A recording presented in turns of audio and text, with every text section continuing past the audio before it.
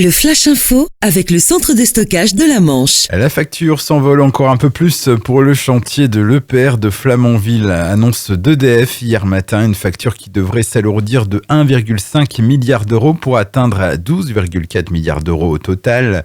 En cause, les soudures défectueuses qui vont devoir être reprises.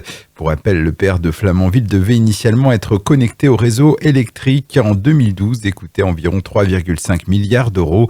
En pratique, il ne démarrera pas avant 2023 au plus tôt. Une collision entre une moto et une voiture, ça s'est passé hier peu avant 8h à l'intersection de la rue Marcel Samba et de l'avenue Bénesser à Équeurdreville-Henneville. Plus de peur que de mal, puisque personne n'était blessé. La collision s'étant produite à faible allure.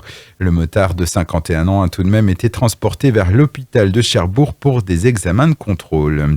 Une voiture a pris feu entre Couville et Sainte-Croix mardi soir. Les pompiers sont intervenus sur la route départementale 22, peu avant 19h. Heureusement, il n'y a pas eu de blessés. Les dégâts n'ont été que matériels. Pour inaugurer son nouveau parcours, l'Océan du Futur, la Cité de la Mer de Cherbourg organise les lundis 14 et mardi 15 octobre le forum Au nom de la mer. Jacques Perrin et d'autres grandes voix de la planète bleue se donneront rendez-vous dans l'enceinte du musée cherbourgeois. Au programme, une soirée grand public et le lendemain, des tables rondes pour les scolaires dans divers espaces de la Cité de la Mer.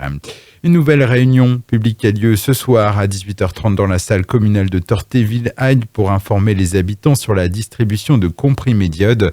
On rappelle que le périmètre de prévention est passé de 10 à 20 km autour de la centrale de Flamanville. 117 000 habitants du Cotentin sont désormais concernés, soit 40 communes au lieu de 18. Et puis Michel Drucker et Fabienne Thibault attendus dans la Manche pour une course de vélo. La Gentleman des familles de Kinéville, une course cycliste de 18,4 km qui aura lieu le 20 octobre prochain. Cette course a pour but de faire connaître la maladie très rare de l'hyperinsulinisme chez l'enfant et de venir en aide aux enfants souffrant de nombreuses maladies métaboliques. Le Flash Info vous a été présenté par Landra, centre de stockage de la Manche à Digulleville. Pour en savoir plus et visiter notre centre, 0810 120 172, coup d'un appel local.